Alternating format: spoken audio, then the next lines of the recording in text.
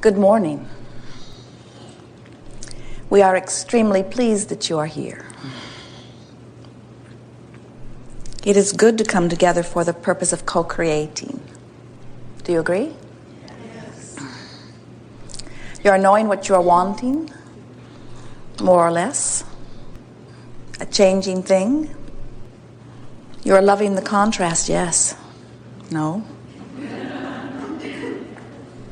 We've noticed that as we feel your vibration, when we ask you about your appreciation of the contrast of your time and place, that you are more eager to say, yes, you are enjoying it when there is not very much.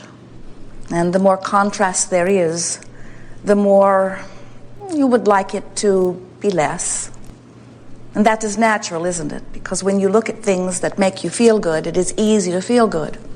And when you look at things that are not so good feeling in nature, then you have more work to do, don't you? And it is not so much that you are lazy, well, maybe a little of that. It is that you are knowing from the very depths of the being that you are wanting to feel good. And so anything that perpetuates the ease of feeling good certainly is something worth wanting. But there is a trap in it, isn't there? When you come to depend upon good feeling things as the reason for you to feel good, now you must fall into that range that so much of your physical human population has fallen into, which is that of needing to control the environment. And that's hard because it is impossible. You cannot control environments. And so if it is necessary for you to control the environment in order to feel good, we'd need a very long seminar. But when you come to the place that it is not necessary that outside conditions be subdued or contained, but instead you have discovered the ease of adjusting your own vibration, the ease of being specific about what you give your attention to. When you discover how wonderful it is to practice thoughts until they become more active in your vibration, so then they are easier to find. And you practice those kinds of good feeling thoughts so much that the thoughts that don't feel so good aren't close into your vibrational range. Then what happens is your world just continues to evolve into better and better good feeling situations. And when you find yourself minding your own business, it's easy to stay on a good feeling track. In other words, you would have to turn on your television and go far outside your personal experience to find something to feel bad about. We encourage you not to go too far outside of your own personal experience. Once you get your vibration into a place that it feels pretty good, then it's very easy because you are emitting a vibration that feels good. Law of attraction brings to you more things like it that feel good. More things that feel good manifest in your experience. You observe more of the things of your own experience. In other words, the better it gets, the better it gets, the better it gets.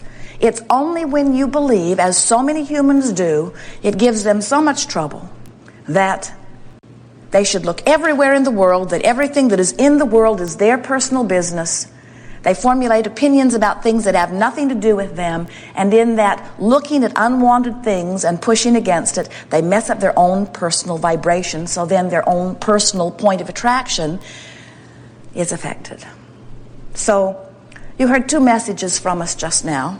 The biggest one is you are the creator of your own experience, and you do it by setting your own vibrational tone. And law of attraction does everything else. The second very lovingly offered message is it is very good to mind your own business. Because when you are minding your own business, there is not so much for you to need to control. Only your own vibration. And you know, you can so easily control your own vibration because it is responding to whatever you're giving your attention to. You know how you had that experience a long time ago, and when you think about it, it doesn't make you feel good. So over the years, you just don't think about that. And sometimes somebody in your family who knows about it wants to bring it up, and you just don't go there. You say, I don't want to talk about that. Well, that's what we're talking about. We're talking about being as particular about what you think as you are about what you wear, for example, or what you eat. You just don't go into that restaurant where there's all that mystery food, things you've never seen before with odd smells and names. We don't see you eagerly putting it into your mouth. Most of you poke at it a little bit at least to see if you can figure out what it is. And so we are just encouraging that you use the same simple discretion about the thoughts that you ponder as you would about anything else that is important to you. And as you begin to deliberately think and deliberately focus and deliberately speak, you just get feeling better and better and better and better until you really begin to recognize that this is not one big world that all humans are sharing. It is a world full of individual worlds that are individually created by individual perceivers or offerers of vibration. It is so delicious when you begin to direct your thought purposefully, which means you direct your vibration purposefully, which means you direct everything that happens in your life experience purposefully. And that's what you intended when you came forth into this magnificent time-space reality. You said, what a wonderful time to be physically focused here. So much variety, which gives me so much opportunity to choose. And you knew that out of that contrast, constant preferences would be born within you. And as those preferences are born within you, that is your point of asking. Many physical humans don't understand that the asking is that desire that is born within you. It is a vibrational thing that happens. You can ask with your words, and sometimes you do, and sometimes the words are even a vibrational match to the vibration that is within you. But the universe is not responding to your words. The universe is responding to the vibration that emanates from you. So very often, right in the middle of something that you really don't want, your strongest asking about what you do want takes place. And every time, under any conditions that asking occurs within you, source energy immediately responds. You say it in your physical terms as beautifully as it could ever be said, ask and it is given. And no truer words have ever been offered by any of you. So sometimes our physical friends will say, well, Abraham, something must be wrong because I know I've been asking. Where is it? I've been asking and asking, and it is not showing up in my experience. I am sick and I am asking for wellness. Why am I not well? I don't have enough money to pay my bills, and I know I'm asking for more money. Why isn't the money coming? And we say it is not because you are not asking, for you are, even if you cannot speak. And it is not because source energy is not answering, because it always is. It can only be that you are not letting it in. So there are 3 steps. Step 1 is ask. You don't have to work hard at that. Your life experience will help you do that constantly, all day, every day. Step 2 is answer. That's not your work. Source energy, universal forces, law of attraction all take care of that. Step 3 is really where your work is. It is you must be in the receiving mode of what you are asking for, which simply means you've got to be a vibrational match to the desire. You have to be a vibrational match to well-being before well-being can be your experience. You have to be a vibrational match to wellness before wellness can be your experience. So if you are looking at illness, your own or someone else's, and you're feeling frightened about the idea of it, that fear is your indicator that you're not a vibrational match to the wellness that you're asking for. When you feel negative emotion, it always means you're a vibrational match to something you don't want. When you feel positive emotion, it always means you are a vibrational match to something that you do want.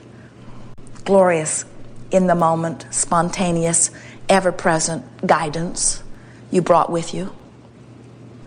So when the broadcasting station sends a signal, if you want to hear what they are playing, you have to set your tuner receiver to the same frequency. And this is exactly the same thing.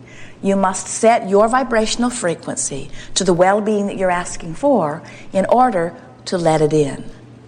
We really want you to hear the words let it in, because so many people do not understand that well-being is the order of the day. In other words, well-being is flowing to you always. And if you were letting it in, you would be thriving in all ways. So if you're not thriving in all ways, it can only mean you're not letting it in. And if you're not letting it in, it's because you do that thing you do that doesn't let it in, that is always evidenced by negative emotion. So it's quite simple, isn't it? The negative emotion that I feel from time to time is my in the moment of doing it, egg all over my face, catching me right here and now of doing that thing I do, which doesn't let it in. And if I do that thing I do less and less and less, and let in the well-being more and more and more, then my life will be transformed. Sometimes people think that deliberate creation is really, really hard, and that you've got to figure out what you want, and you've got to practice those thoughts steadily, and you can't have any other thoughts other than those. Many of you practice the science of deliberate creation like you do all of the other hard, laborious, time-consuming things that you've discovered along your physical path. And what we are wanting you to come to the realization of is that practicing the art of allowing, hear that nice new title? Science of deliberate creation, yes. Art of allowing, that's where your emphasis is. Science of deliberate creation, it's a very good name, but it sounds like, science, hard, experiments, laboratories. The art of allowing, softer, easier. I'm going to get into a happy place as much as I can, and therefore be in the place of letting in as often as possible the things that I've been telling the universe that I'm wanting. So the better it gets, the better it gets, the better it gets. We are eager to visit with you about anything that is important to you. You will discover a very nice order or unfolding, because as you made your plans to come, you have been vibrationally pondering, and we have received all of that. Sort of like the meeting has already taken place, and now we'll play it back where we can all hear it together. We really want you to focus for a little bit upon the idea of step 1 and step 3 not being the same step.